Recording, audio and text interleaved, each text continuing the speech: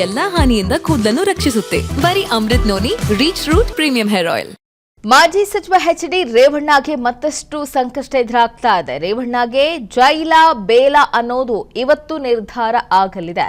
ಹೊಳೆನರಸೀಪುರ ಠಾಣೆಯಲ್ಲಿ ರೇವಣ್ಣ ವಿರುದ್ಧ ಎಫ್ಐಆರ್ ದಾಖಲಾಗಿದೆ. ಸೆಕ್ಷನ್ 354A, 354D, 506 ಹಾಗೂ 508A ಅಡಿ ಕೇಸನ್ನು ದಾಖಲು ಮಾಡಲಾಗಿದೆ.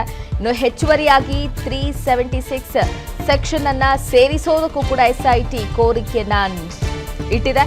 ನಿರೀಕ್ಷಣಾ ಜಾಮೀನು ಅರ್ಜಿ ವಿಚಾರಣೆಯ ಸಂದರ್ಭದಲ್ಲಿ ಈ ರೀತಿಯ ಒಂದು ಕೋರಿಕೆಯನ್ನು ಮುಂದಿಟ್ಟಿದೆ. ಕೋರ್ಟ್ ಗಮನಕ್ಕೆ ಈಗಾಗಲೇ ಎಸ್ಐಟಿ ಪರ ವಕೀಲರು ತಂದಿದ್ದಾರೆ. 376 ಅನ್ನ ಸೇರಿಸಬೇಕು ಅಂತ ಹೇಳಿ ಒಂದೆಡೆ ರೇವಣ್ಣ ವಿರುದ್ಧ ಸ್ಟ್ರಾಂಗ್ ಸೆಕ್ಷನ್ ಅನ್ನ ಹಾಕೋದಕ್ಕೂ ಕೂಡ ಸಿದ್ಧತೆ ನಡೀತಾ ಇದೆ. ಮತ್ತೊಂದು ಕಡೆ ರೇವಣ್ಣಗೆ ನೋಟಿಸ್ನ ಮೇಲೆ ನೋಟಿಸ್ ಅನ್ನ ನೀಡಲಾಗ್ತಾ ಇದೆ. ಅಪ್ಪ ಮಗನಿಗೆ 3ನೇ ನೋಟಿಸ್ ಅನ್ನ ಎಸ್ಐಟಿ ತಂಡ ಜಾರಿ ಮಾಡಿದೆ. ಆದರೂ ಕೂಡ ಯಾವುದೇ ನೋಟಿಸ್ಗೂ ಕೂಡ ಕೇರ್ ಮಾಡ್ತಾ ಇಲ್ಲ, ವಿಚಾರಣೆಗೆ ಹಾಜರಾಗ್ತಾ ಇಲ್ಲ. ಈಗಾಗಲೇ ಲುಕ್ಔಟ್ ನೋಟಿಸ್ ಅನ್ನು ಕೂಡ ಜಾರಿ ಮಾಡಲಾಗಿದೆ. ಈಗಾಗಲೇ ಯಾವ ಸೆಕ್ಷನ್ ಅಡಿ ಕೇಸ್ ದಾಖಲಾಗಿದೆ ಅನ್ನೋದನ್ನು ಕೂಡ ಗಮನಿಸಬಹುದು. 365 ಕಿಡ್ನಾಪ್ ಕೇಸ್ 7 ವರ್ಷ ಜೈಲು ಅಥವಾ ದಂಡವನ್ನು ವಿಧಿಸಬೇಕಾಗುತ್ತೆ. ಹಾಗೆ ಐಪಿಸಿ ಸೆಕ್ಷನ್ 34 ಆರೋಪಿಯಿಂದ ಒಂದೇ ರೀತಿಯ ಅಪರಾಧ ಮತ್ತೆ ಪುನರಾವರ್ತನೆಯಾಗಿದೆ. ಪ್ರಕರಣದ ತೀವ್ರತೆಯನ್ನು ಪರಿಗಣಿಸಿ ನ್ಯಾಯಾಧೀಶರ ವಿವೇಚನೆಗೆ ಆ ಶಿಕ್ಷೆಯನ್ನ ಬಿಟ್ಟಿದೆ. ಹೀಗೆ ಹಲವು ಸೆಕ್ಷನ್ನ ಅಡಿ ಕೇಸನ್ನ ಕೂಡ ದಾಖಲು ಮಾಡಲಾಗಿದೆ. ನನ್ನ ಜೀವನದಲ್ಲಿ ನಾನು ಮಾತ್ರವಲ್ಲ, ನನ್ನ ಕೂದಲು ಕೂಡ ಆಗಿರಬೇಕು ಸ್ಟ್ರಾಂಗ್ ಅಂಡ್ ಸ್ಟೈಲಿಶ್. ಬರೀ Amrut noni reach root premium hair oil ನೊಂದಿಗೆ. Reach root premium hair oil. ಮಾಜಿ ಸಚಿವ ಎಚ್.ಡಿ. ರೇವಣ್ಣಗೆ ಮತ್ತಷ್ಟು ಸಂಕಷ್ಟ ಎದುರಾಗ್ತಾ ಇದೆ. ರೇವಣ್ಣಗೆ ಜೈಲ ಬೇಲ ಅನ್ನೋದು ಇವತ್ತು ನಿರ್ಧಾರ ಆಗಲಿದೆ. ಹೊಳೆನರಸೀಪುರ ಠಾಣೆಯಲ್ಲಿ ರೇವಣ್ಣ ವಿರುದ್ಧ ಎಫ್ಐಆರ್ ದಾಖಲಾಗಿದೆ. ಸೆಕ್ಷನ್ 354A, 354D, 506 ಹಾಗೂ 508A ಅಡಿ ಕೇಸನ್ನು ದಾಖಲು ಮಾಡಲಾಗಿದೆ. ಇನ್ನು ಹೆಚ್ಚುವರಿಯಾಗಿ 376 ಸೆಕ್ಷನ್ ಅನ್ನ ಸೇರಿಸೋದಕ್ಕೂ ಕೂಡ ಎಸ್ಐಟಿ ಕೋರಿಕೆಯನ್ನ ಇಟ್ಟಿದೆ.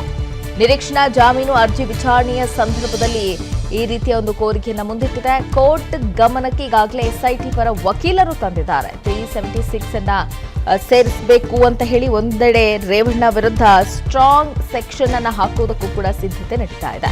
ಮತ್ತೊಂದು ಕಡೆ ರೇವಣ್ಣಗೆ ನೋಟಿಸ್ನ ಮೇಲೆ ನೋಟಿಸ್ ಅನ್ನ ನೀಡಲಾಗ್ತಾ ಇದೆ. ಅಪ್ಪ ಮಗನಿಗೆ 3ನೇ ನೋಟಿಸ್ ಅನ್ನ ಎಸ್ಐಟಿ ತಂಡ ಜಾರಿ ಮಾಡಿದೆ.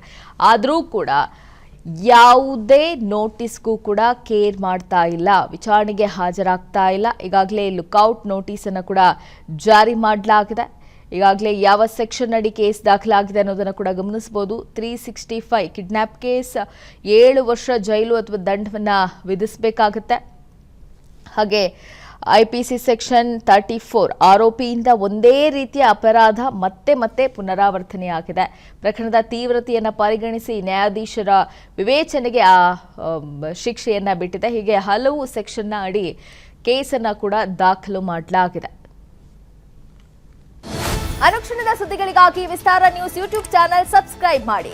ಹೊಸ ಸುದ್ದಿಗಳ ನೋಟಿಫಿಕೇಶನ್ಗಾಗಿ ಬೆಲ್ ಐಕಾನ್ ಕ್ಲಿಕ್ ಮಾಡಿ. ಲೇಟೆಸ್ಟ್ ಅಪ್ಡೇಟ್ಸ್ಗಾಗಿ www.vistaranews.com ವೆಬ್ಸೈಟ್ಗೆ ವಿಸಿಟ್ ಮಾಡಿ. ಅಂಗೈಯಲ್ಲೇ ಜಗತ್ತಿನ ಸುದ್ದಿ ತಿಳಿಯಲು ವಿಸ್ತಾರ ನ್ಯೂಸ್ ಕನ್ನಡ ಆಪ್ ಡೌನ್ಲೋಡ್ ಮಾಡಿ.